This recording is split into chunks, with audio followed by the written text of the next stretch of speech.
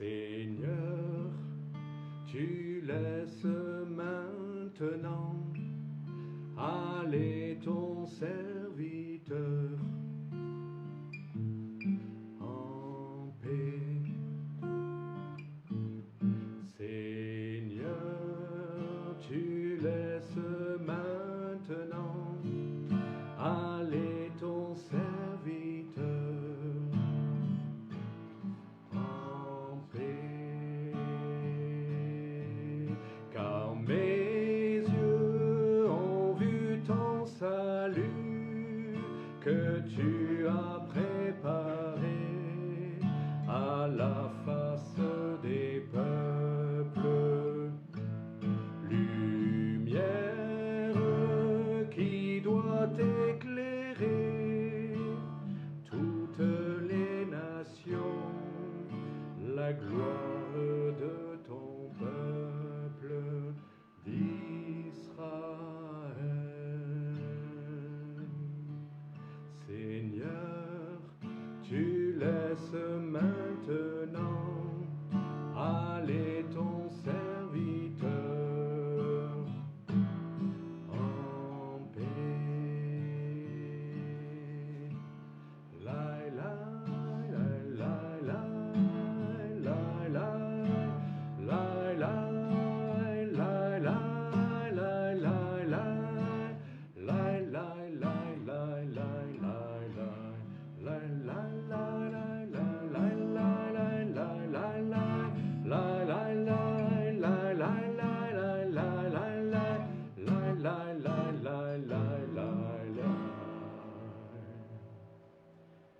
Seigneur, tu laisses maintenant aller ton serviteur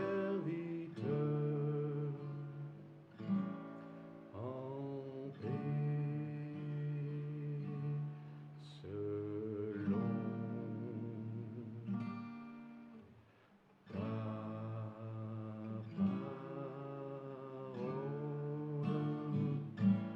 ta parole.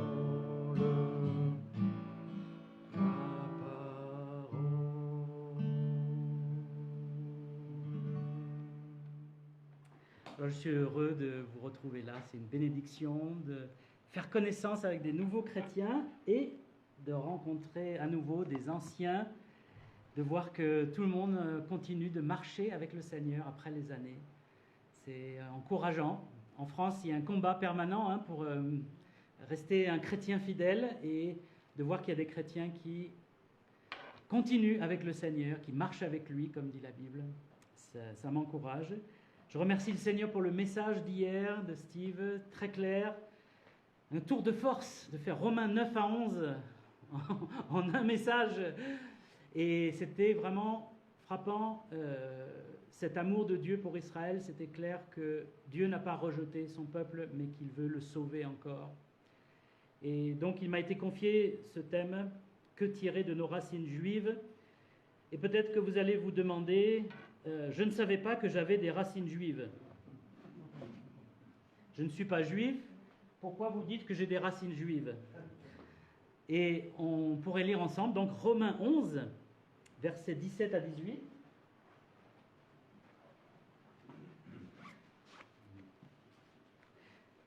Alors je lis dans la seconde 21. Ce n'est pas ma traduction préférée, mais c'est celle que j'ai avec moi. Romains 11, versets 17 et 18. Mais si quelques-unes des branches ont été coupées, et si toi, qui étais un olivier sauvage, tu as été greffé parmi les branches restantes, et tu es devenu participant de la racine et de la sève de l'olivier, ne te vante pas aux dépens de ces branches. Si tu te vantes, sache que ce n'est pas toi qui portes la racine, mais c'est la racine qui te porte. Il parle à des non-juifs qui ont été greffés sur l'arbre du peuple de Dieu. Cet arbre, ce n'est pas juste Israël de la chair, c'est l'Israël de Dieu, c'est le peuple de Dieu, les rachetés, les enfants de Dieu. Et donc, il représente ça par un arbre avec des racines et des branches, Et parmi les branches, il y en a qui ont rejeté Jésus comme Messie, donc elles ont été coupées. Mais Dieu n'aime pas le vide, il dit on va greffer d'autres branches à la place. Et il est allé vers les païens, les non-juifs, que nous sommes pour la plupart, pas tous, hein, mais un grand nombre d'entre nous. Et quand on a cru en Jésus-Christ, on a été greffé sur le peuple de Dieu. C'est-à-dire, on n'est pas juste une pièce rapportée en dehors de l'arbre, on fait partie de cet arbre, c'est ça qui est merveilleux. Mais attention, si tu es non-juif, ne te glorifie pas aux dépens des juifs, ne dis pas, eux ils ont été retranchés. Non, ils n'ont pas tous été retranchés, on l'a vu hier. Une partie a été retranchée par incrédulité, mais c'est toujours l'arbre et la racine qui te porte. Quelle est cette racine? Le salut vient des... C'est le Seigneur Jésus qui a dit ça. Jésus était de quel peuple? Peuple juif. Un jour, on discutait avec un catholique assez traditionnaliste et la question du juif est venue sur le débat et on a dit mais quand même monsieur, Jésus était juif. Il dit quoi? Qu'est-ce que vous racontez? C'est n'importe quoi. Donc, il n'avait pas réalisé que Jésus était juif.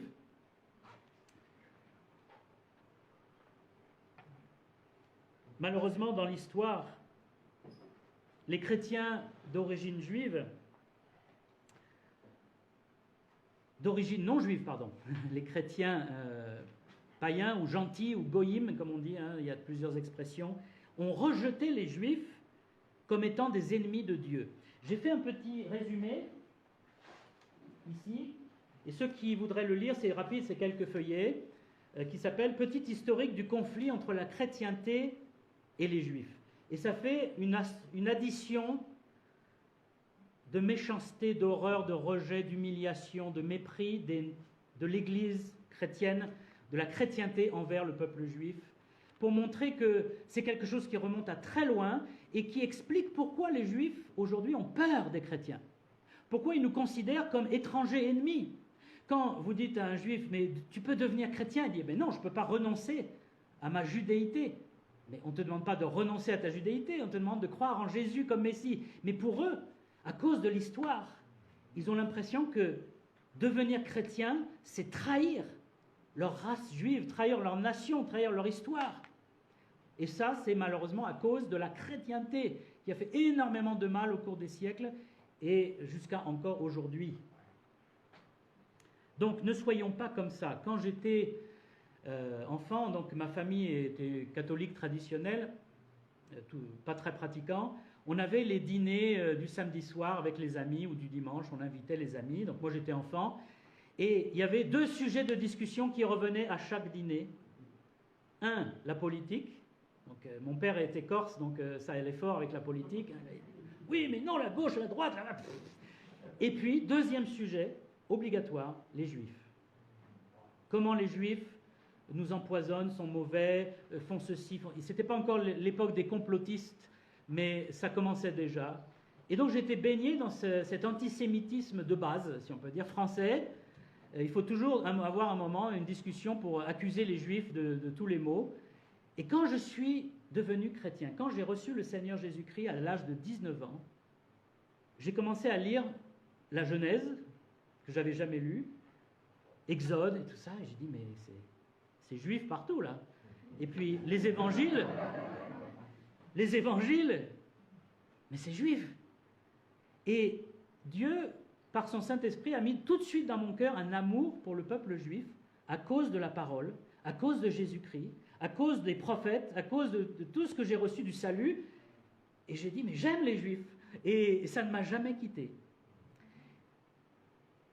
Et j'espère que vous avez expérimenté quelque chose comme ça, et que si vous avez un préjugé contre les juifs, que ça va pouvoir évoluer, vous rendre compte que nous sommes greffés sur un arbre judaïque, que la racine nous porte. Sans les prophètes juifs, sans la Torah, sans les copistes juifs, sans Jésus le Messie juif, nous ne serions pas sauvés.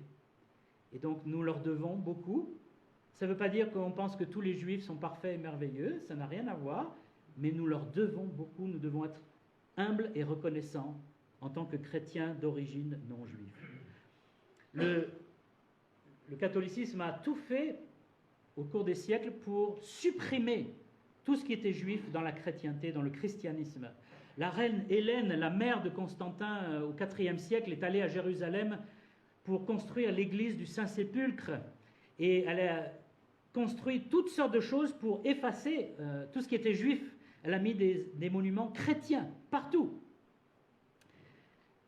Et même dans le culte, quand vous avez des représentations au Moyen-Âge et même encore aujourd'hui de Jésus et de Marie, Marie, c'est une jolie blonde.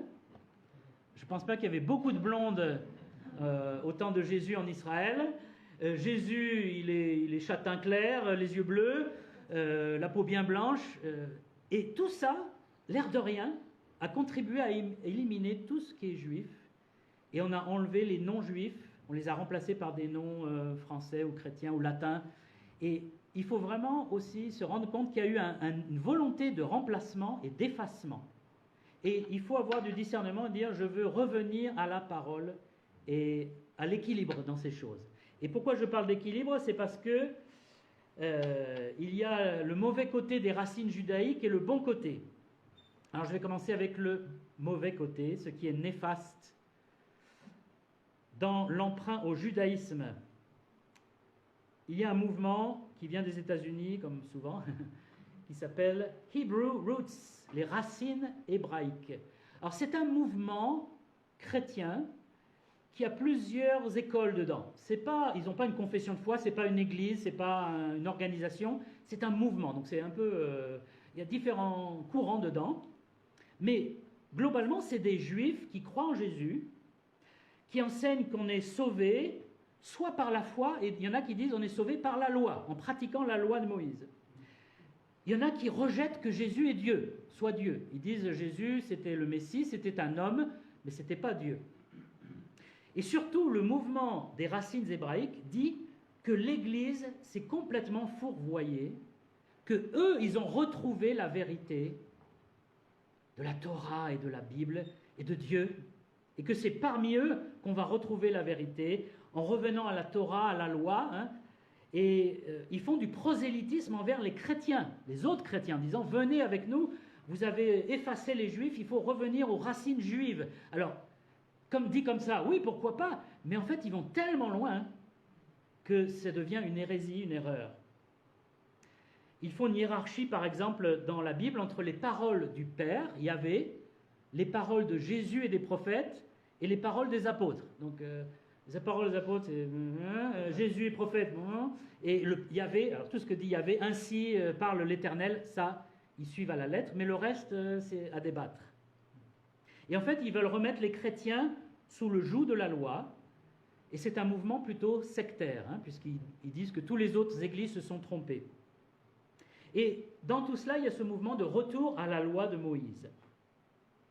On trouve ça chez les adventistes. Si vous avez déjà fréquenté des adventistes, vous avez vu qu'ils ont la loi pour la nourriture, pour le Shabbat. Et il faut savoir que c'était des baptistes du 7e jour au début, les adventistes. C'est-à-dire des baptistes qui voulaient garder le sabbat du samedi.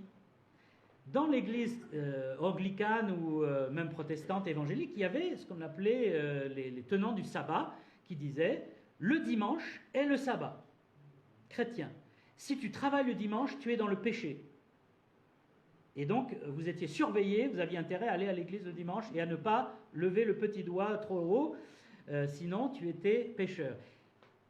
Ce sont des erreurs doctrinales. On n'a pas à suivre le sabbat, ni le samedi, ni le dimanche, et je vais un peu revenir là-dessus. On retrouve ça aussi chez certains juifs messianiques, cette volonté de revenir à la loi de Moïse. Et pourtant, Paul a écrit « Nous ne sommes plus sous la loi ». C'est quand même écrit noir sur blanc. Oui, mais il y a d'autres versets. Jésus a dit « Aucun trait de la loi ne passera, ma loi ne passera jamais ». Ben alors, donc, elle est toujours en vigueur si elle ne passera jamais. Et Jésus a dit, je ne suis pas venu pour abolir la loi, je suis venu pour l'accomplir. Donc la loi est toujours bonne, toujours valable, et bien sûr que la loi est toujours bonne. Et l'idée n'est pas d'abolir la loi de Moïse ou de dire, nous rejetons tout l'Ancien Testament, nous ne gardons que le Nouveau Testament. Non, nous ne sommes pas du tout comme ça. Mais en fait, ce qu'on découvre, c'est que toutes les lois, que ce soit les 10 commandements et surtout les lois des sacrifices, le Lévitique et tout ça, c'était l'ombre. C'est ce que dit la Bible, c'était l'ombre. Mais quand vous avez une ombre, qui est-ce qui projette l'ombre? Le corps. Et l'ombre n'est rien, c'est vide. Vous pouvez toucher une ombre, il ne se passe rien. Ce qui est intéressant, c'est le corps qui projette l'ombre. Et le corps, c'est qui? C'est Christ. C'est ce que Paul dit aux Colossiens, Colossiens 2,16, l'ombre, mais le corps est en Christ. Et donc, il faut comprendre que la loi dans l'Ancien Testament est l'ombre, mais qu'elle parle de Christ et qu'elle nous amène à Christ. Et quand on a Christ, on accomplit la loi. Et je vous cite Jérémie 31-33 qui parle de la nouvelle alliance. Voici l'alliance que je ferai avec la maison d'Israël. Et en fait, cette alliance, il l'a étendue aux non-juifs aussi, puisque quand il a fait la Sainte Seine, le Seigneur Jésus a dit, cette coupe est la nouvelle alliance. Attention, moi j'interroge les auditeurs. J'aime pas parler tout seul, j'aime que les chrétiens réagissent et participent.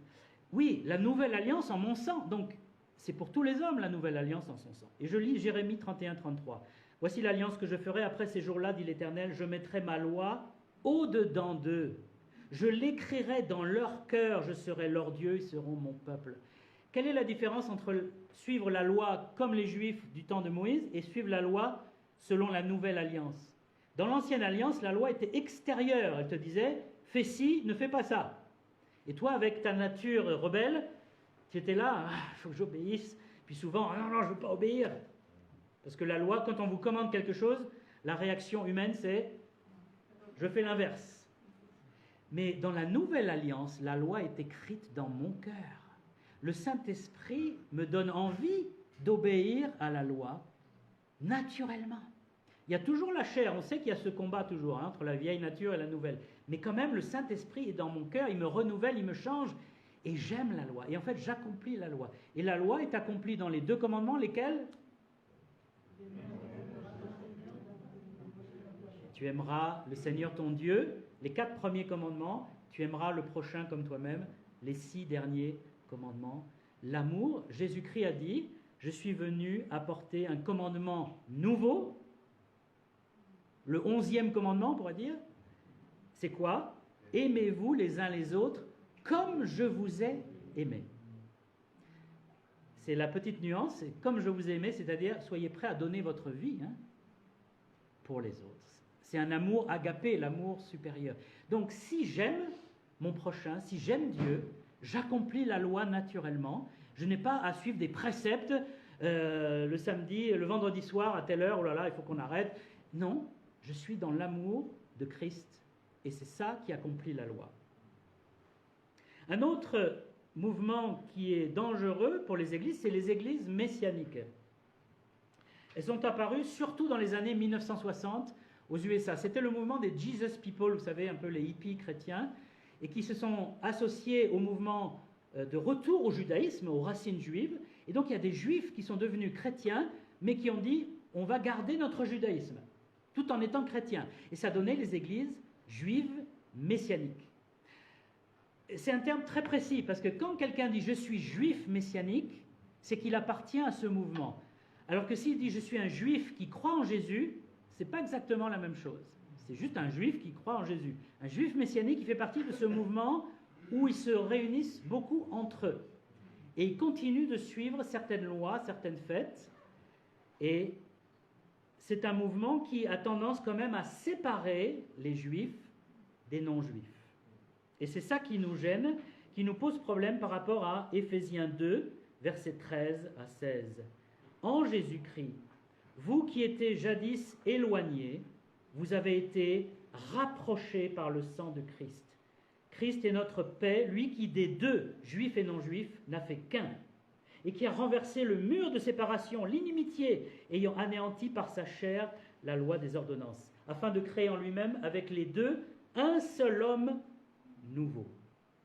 En Christ, juifs et non-juifs, nous sommes un seul homme, un seul peuple. Qu'est-ce qu'ont fait les chrétiens après les apôtres Ils ont commencé à se séparer des juifs. Qu'est-ce qu'ont fait les juifs messianiques? Ils se séparent des non-juifs. Et c'est le contraire de ce que Dieu a voulu dans son plan. Il veut qu'on soit un, que les Juifs et les non-Juifs se réunissent dans leurs églises, dans l'église de Christ. Un autre mauvais exemple, à mon avis, c'est John Hagee. Peut-être que vous n'avez jamais entendu parler de lui, mais c'est un pasteur d'une méga church, méga église aux USA, fondateur de Christians United for Israel, donc Chrétiens Unis pour Israël. Alors lui, il va très loin dans le sionisme chrétien, ça s'appelle. C'est-à-dire, il défend le sionisme Israël à fond, politiquement, religieusement. Il parle que de ça dans ses prêches. Son église est connue pour ça et il est connu pour ça. Les gens vont à son église à cause de ça. Et lui, il dit, il ne faut pas évangéliser les Juifs, parce qu'eux, ils ont leur alliance. Ils n'ont pas besoin de Jésus comme les païens. Donc là, il saute un pas là que nous n'acceptons pas.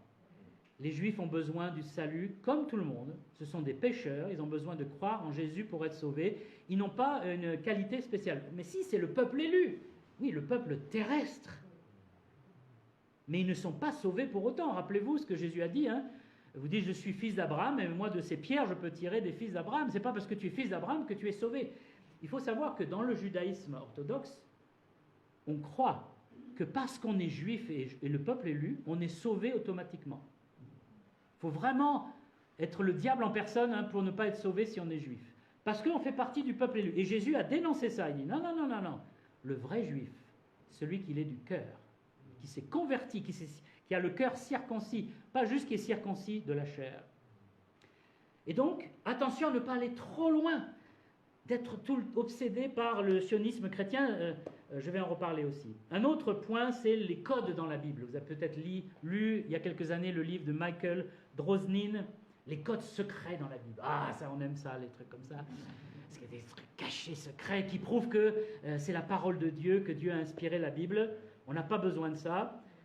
C'est une théorie qui dit qu'il y a des messages cachés dans la Bible avec une série de lettres équidistantes.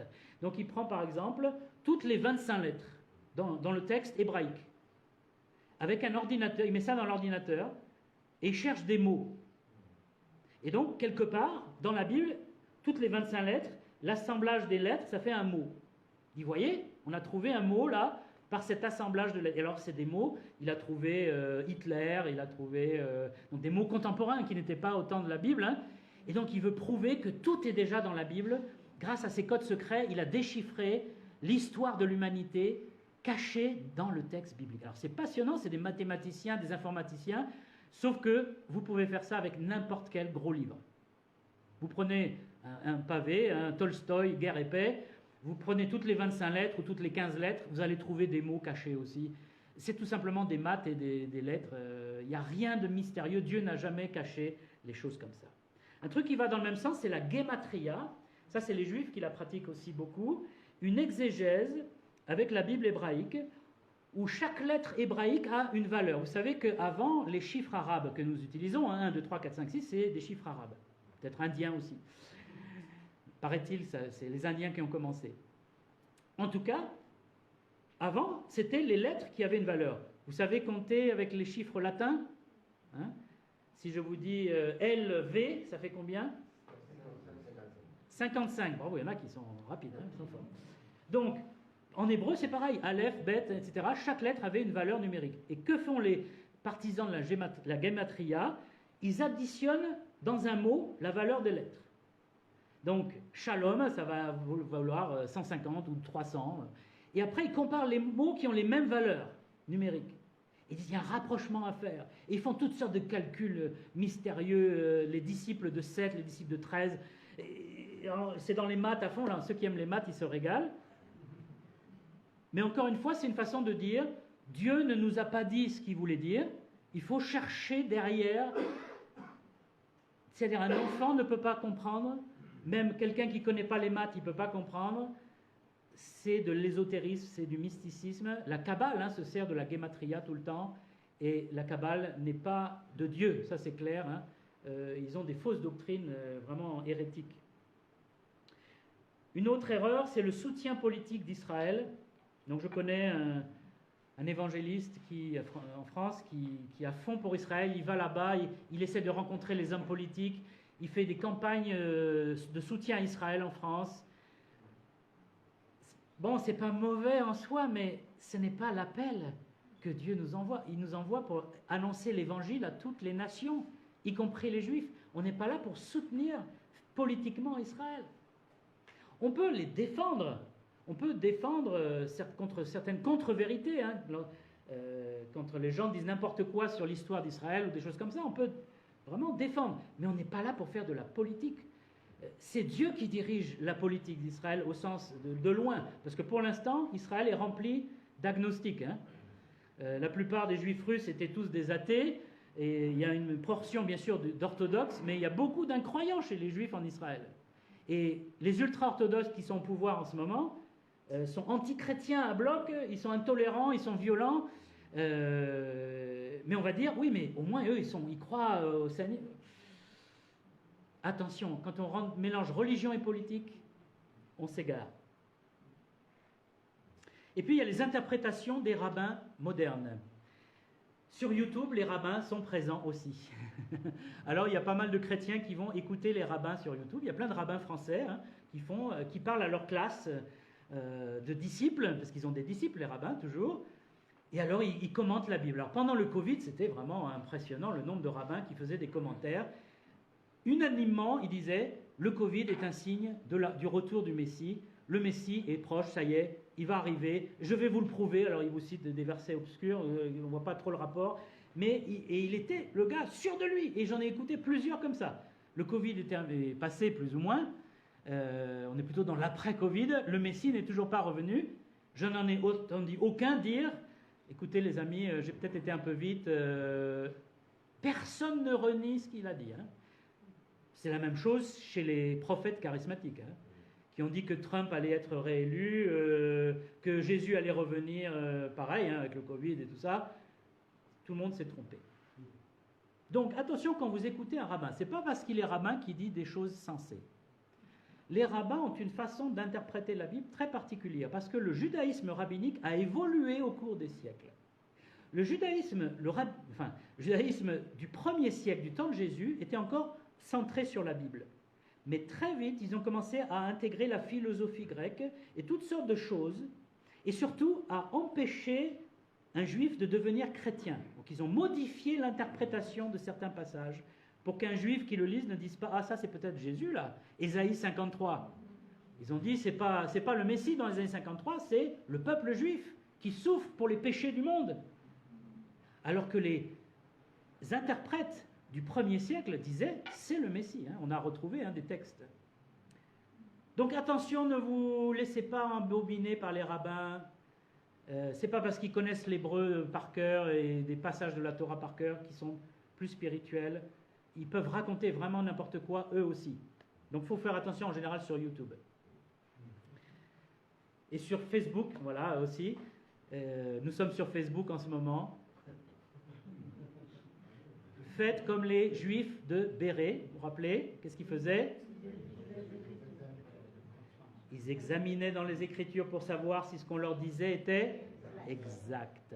Ils examinaient, ils ne gobaient pas tout ce qui sortait des paroles des hommes. Pareil, il ne faut pas gober tout ce qui sort des réseaux sociaux. Un mot sur le sabbat.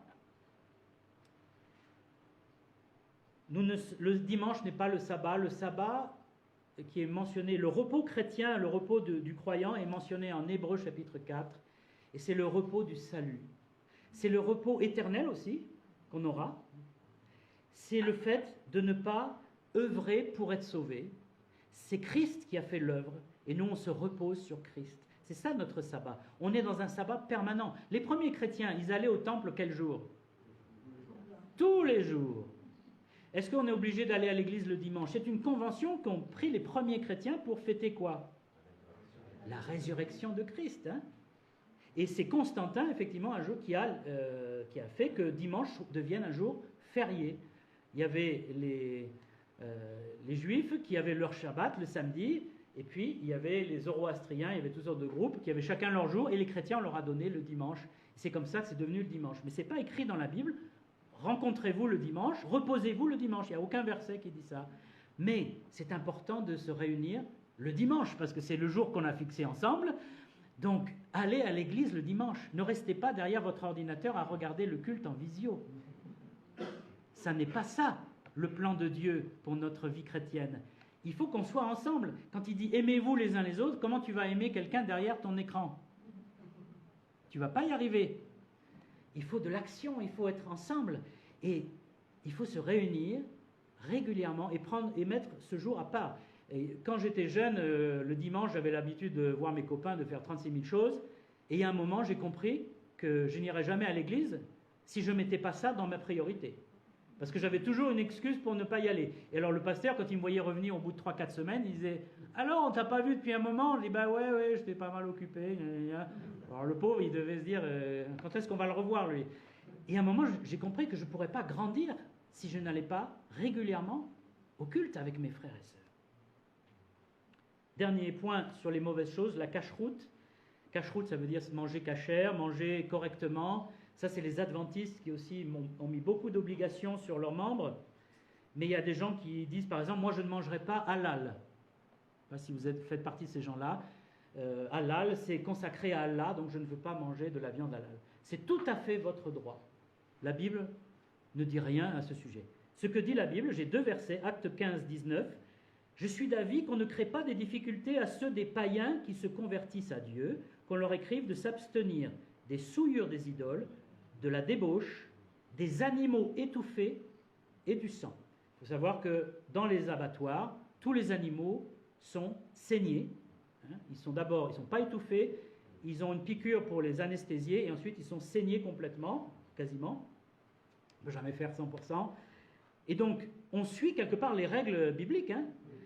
Ceux qui étouffent les animaux, c'est dans les campagnes on faisait ça. Moi j'ai déjà mangé, quand j'étais jeune, en Charente, on chassait le lièvre et puis après on l'étouffait. Et on le mangeait avec le sang à l'intérieur. On le faisait cuire avec le sang parce qu'il paraît-il c'était meilleur. Ben, c'est fini, je ne ferai plus ça. Je ne mange pas de boudin par exemple. Mais si je vois un frère qui mange du boudin, j'ai l'autre verset, 1 Corinthiens 10, 25. Mangez de tout ce qui se vend au marché, sans vous enquérir de rien par motif de conscience, car la terre est au Seigneur et tout ce qu'elle renferme. Je pense qu'il ne faut pas être légaliste dans la nourriture. Si je mange halal, je ne serai pas impur, je ne vais pas adorer Allah parce que j'ai mangé halal.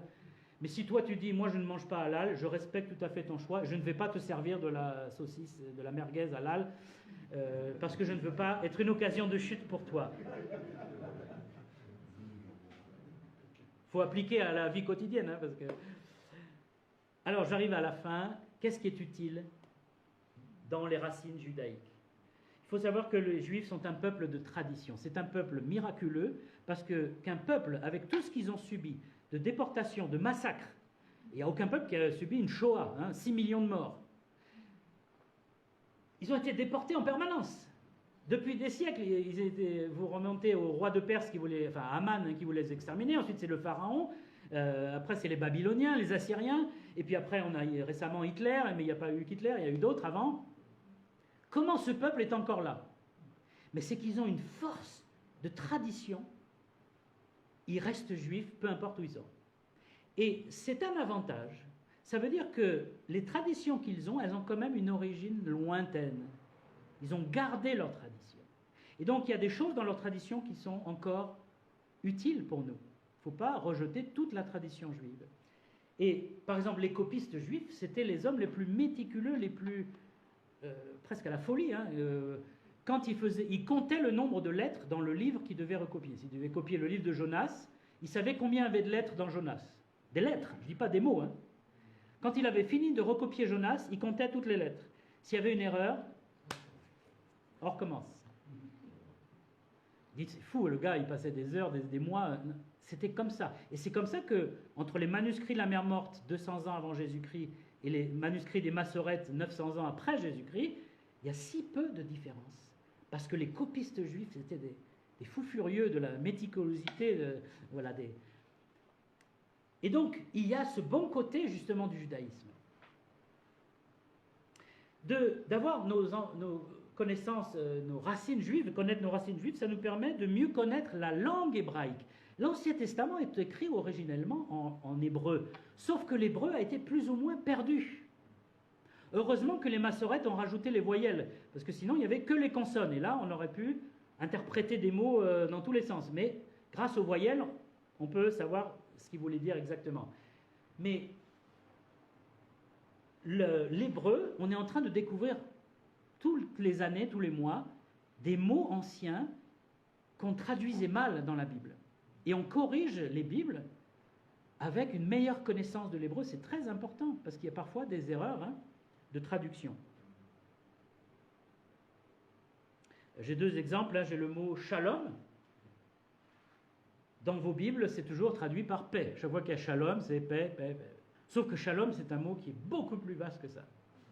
C'est un mot qui est extraordinaire. Ça veut dire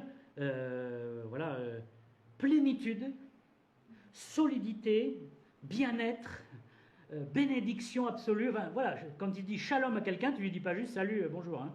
Non, tu lui dis que toute la plénitude de la bénédiction de l'Éternel soit sur toi. C'est ça que tu lui dis. Et ça, on l'avait perdu, mais c'est retrouvé grâce aux racines juives. Le mot chesed en hébreu, qui on traduit par bonté, eh bien, en fait, on s'est rendu compte que ça correspond à agapé du grec. C'est pas juste que Dieu est bon, en fait, c'est Dieu est amour. Il y a très peu le mot amour, vous remarquerez, dans la Bible hébraïque, dans l'Ancien Testament. Pourquoi? Parce qu'en fait, à la place, c'est le mot chesed, bonté. Et c'est pas juste d'être gentil, c'est la bonté gratuite, qui donne gratuitement. C'est pour ça que ça correspond à agapé en grec. Et le mot amen. Bon, ben amen, amen, voilà, on termine nos prières avec amen. Mais vous avez déjà vu ce verset dans le Nouveau Testament, en 2 Corinthiens, Jésus est l'amen. Qu'est-ce que ça veut dire? Et amen, en fait, ça veut dire plein de choses là aussi. C'est lié au mot vérité. Et quand Jésus dit en vérité, je vous le dis, en araméen, c'est comment? Amen, amen, je vous le dis. Et c'est grâce à nos racines hébraïques qu'on découvre ces petites perles qui ouvrent le texte biblique. C'est pour ça que c'est intéressant, sans apprendre l'hébreu ou quoi que ce soit, pas besoin. Vous pouvez trouver vraiment des choses qui enrichissent votre lecture grâce aux racines juives et hébraïques. Et puis on connaît mieux l'histoire de la Bible grâce à l'archéologie en Israël. Ils travaillent sans arrêt en Israël. Ils ont découvert, donc j'ai été récemment, ils ont découvert cet hôtel sur le mont Garizim, je pense, c'est Bouéba le Garizim, un hôtel qui est probablement celui que Josué avait dû construire, vous savez, le mont des bénédictions, le mont des malédictions. C'est un hôtel qui date du temps de Josué, ils ont trouvé des vestiges, des choses extraordinaires. Voilà, vous remontez et vous voyez que la Bible devient vivante. À Jérusalem, ils travaillent sur la cité de David. Ils trouvent, tous les jours, ils trouvent quelque chose quasiment à la cité de David. Or, qu'est-ce que disait Israël Finkelstein, le grand archéologue israélien, agnostique? Il disait David, c'était un roitelet qui avait une centaine de personnes sous ses ordres. Salomon, il n'a peut-être même pas existé. Donc, c'est lui qui faisait autorité. Donc, tout le monde disait ah bah oui, David, c'est une invention, c'est une légende. Et puis là, on trouve le palais, la cité de David. On se rend compte que c'était un royaume très vaste, très important. Et donc, tout ça, c'est l'archéologie. Et c'est notre retour aux racines hébraïques. On peut mieux comprendre le Nouveau Testament grâce aux racines hébraïques. Parce que le Nouveau Testament, c'est quoi? C'est l'accomplissement de l'Ancien. Je suis en train de vous perdre un petit peu, mais c'est pas grave. C'est qu'il y a beaucoup de choses. Moi, je suis toujours comme ça, c'est assez dense. Mais si vous avez besoin après de notes, n'hésitez pas. Pour comprendre le Nouveau Testament, il faut connaître l'Ancien, il faut connaître aussi toutes ces racines hébraïques. Les sacrifices, par exemple. Paul, il parle tout le temps des sacrifices. L'Épître aux Hébreux, alors n'en parlons pas, on est dans le temple en permanence. Mais si vous ne connaissez pas le tabernacle, ou ce qu'il y a dans le tabernacle, vous n'allez pas comprendre l'Épître aux Hébreux. Donc on a vraiment besoin de revenir dans certains domaines. Et puis il y a des pratiques judaïques au temps biblique. Alors j'ai deux exemples, je vais aller vite, mais c'est quand même, moi ça m'a passionné. C'est la Pentecôte. Comment on dit la Pentecôte en hébreu? Shavuot. Alors, au temps de Jésus, on a retrouvé comment était fêtée la fête de Pentecôte. Et il y avait des éléments importants qui vont être affichés ici. À la Pentecôte, on s'inquiétait des vents dominants. On parlait des langues étrangères reçues au mont Sinaï. Oui, vous allez voir, je vous ai expliqué. Le don de la Torah, puisque c'est l'anniversaire pour les Juifs. La Pentecôte, c'est l'anniversaire du don de la Torah à Moïse, les fameuses tables de la loi. Avec des langues étrangères, je vais vous expliquer. c'est l'anniversaire de la mort de David pour les Juifs. Je ne sais pas comment ils ont calculé ça, mais eux, c'est comme ça. Vous allez voir, c'est un intérêt. La foi de Ruth aussi, ils lisent le livre de Ruth. Et puis, c'est la nouvelle alliance. Ça, c'était surtout pour certains groupes juifs du temps de Jésus, les Esséniens. Hein? Alors, en quoi ça nous intéresse? Mais si vous lisez le livre des Actes, ça commence avec quoi, la Pentecôte?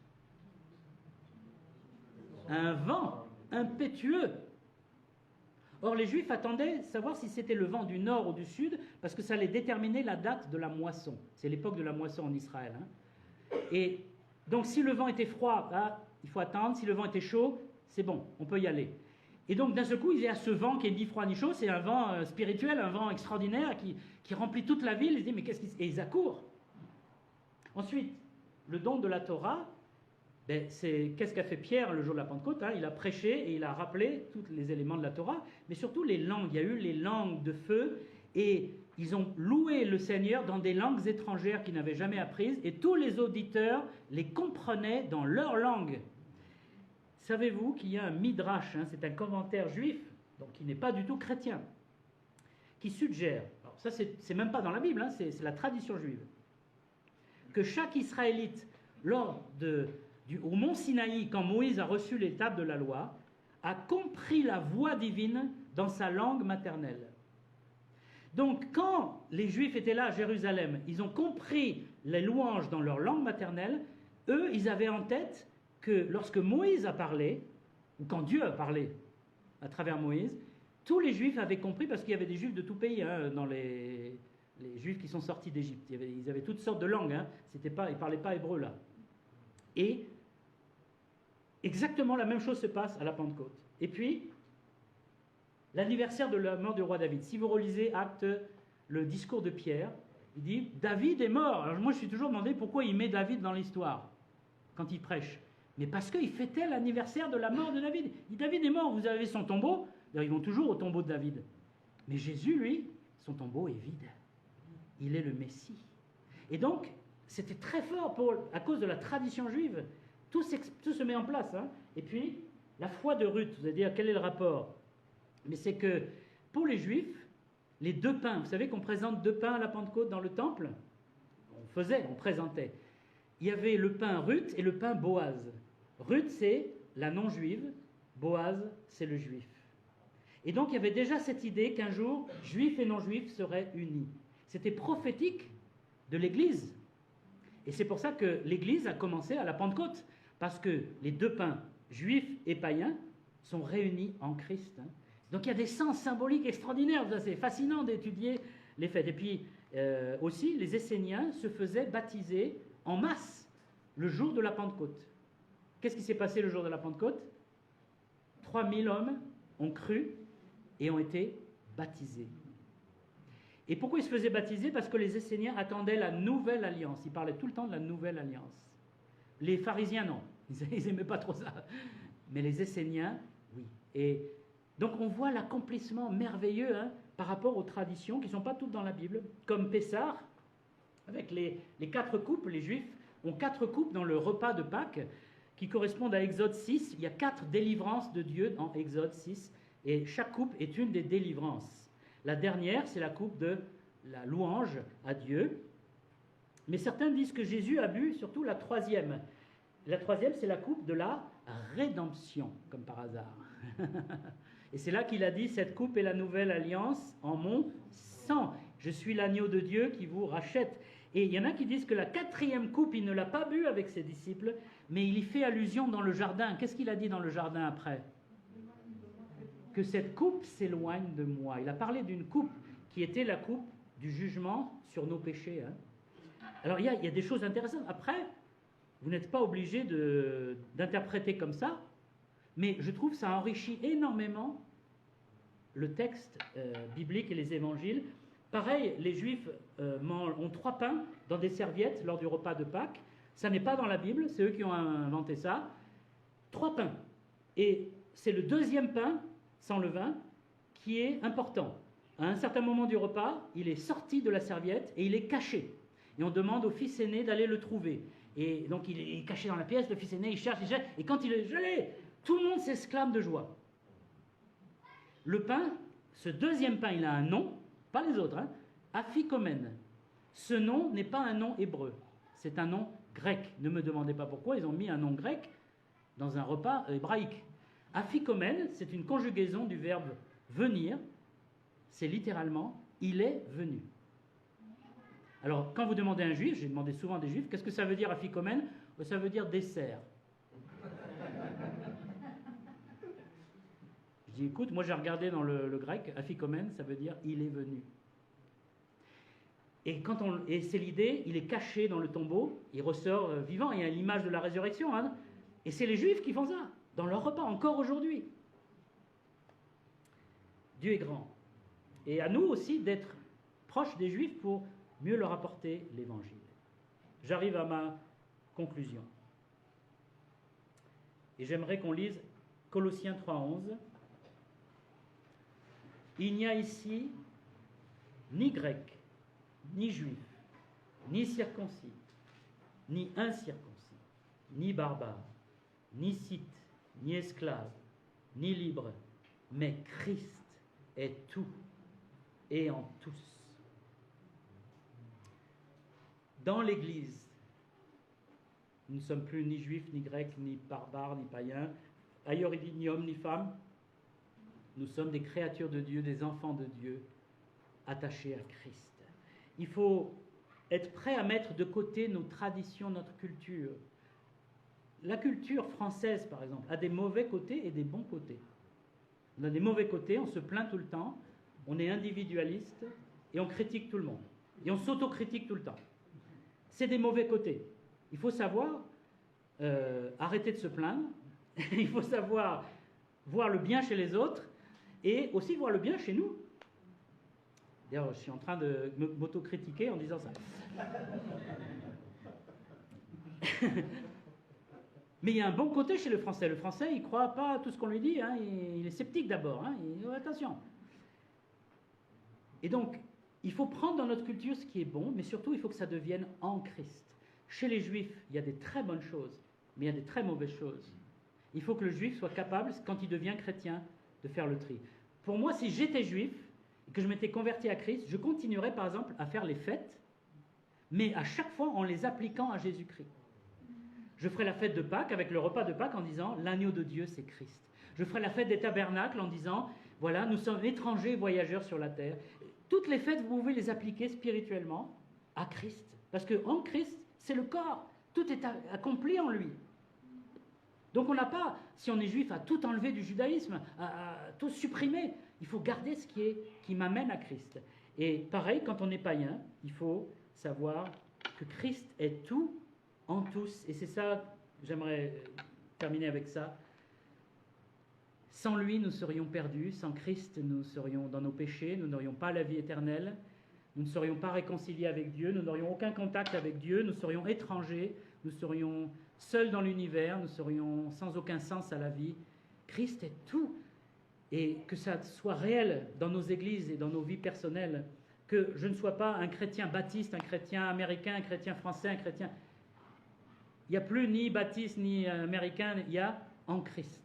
Ça doit être vraiment ce qui est prioritaire. Après, moi, mon église s'appelle baptiste parce qu'il y a des raisons historiques, mais ce que je mets en avant toujours, je prêche Christ, évidemment. Et c'est ce que Dieu nous appelle à faire. Merci de votre patience, de m'avoir supporté jusque-là. Et je laisse Didier... Je vous invite à chercher le numéro 45, j'ai l'assurance de mon salut. Numéro 45.